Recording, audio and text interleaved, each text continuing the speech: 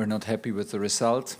I'm okay with the reaction that we showed. I think we equalized and had chances to equalize, big chances, and to turn maybe the match around. We didn't, so the result is the result. We go into a long break with bad feeling and with a loss, which is simply not nice, and which is not what we wanted. No, I will never be glad for a loss.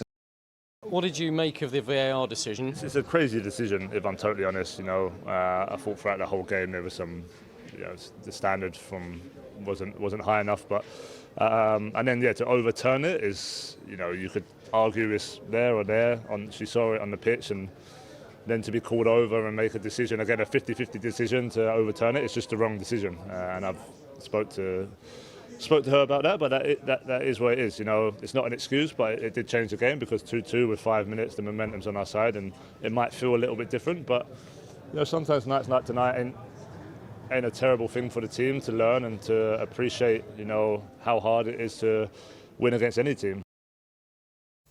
Well, controversial decision aside, England were very much second best at the City Ground. Apart from possession, which you'd expect England to dominate, as you can see, Senegal were better in pretty much every department. Trevoh Chalobah said the England players have lots to learn.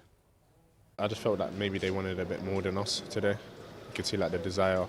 So we had a couple of chances, but when it did go 1-0, I didn't think we capitalised on that. It definitely did hurt us, because this was the first game that we've lost, obviously with the new manager here, and we wanted 100% streak, but as I said, we just got to learn from it.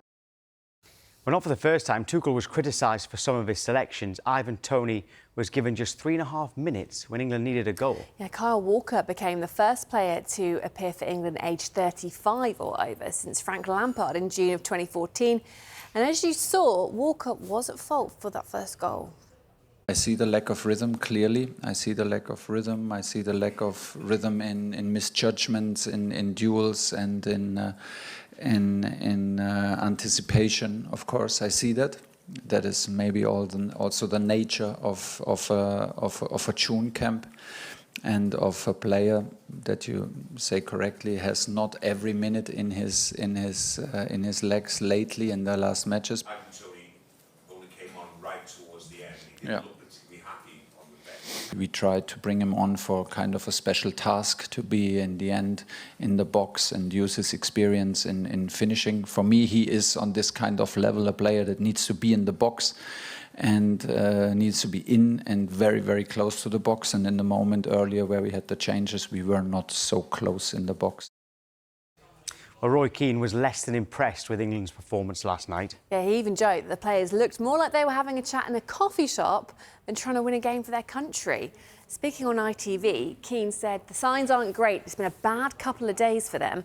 For the second goal, it's like they're having a chat in Starbucks. Do your job. We're on the outside looking in, but there's something missing. They don't look like a happy group.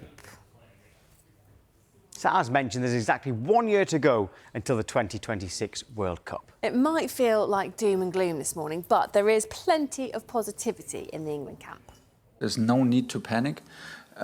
We have 3 qualification games. We have 9 points and not conceded. And we will be competitive, in September. We will go for 2 more victories, 100%. It's a disappointing night for sure. It's not time to panic, because there's stuff that we know we need to work on. But of course, coming up to September, we want to start to get it right, because once the new season starts, the World Cup is soon around the corner. So it's down to us and the coach to just try and work on areas to improve. When it comes to the finals, Thomas Tuchel has been employed to win, not necessarily in a certain style, but to win that tournament. And England do have weapons. They've shown in recent major tournaments that they can go deep. And he is a winning coach. He's won the Champions League and other titles in his career.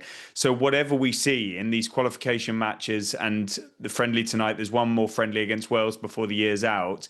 This isn't sort of Thomas Tuchel's job to impress now and wow us. It's his job to try and lift the trophy in the USA, Mexico and Canada. And that will be the sort of judgment of him and this England crop.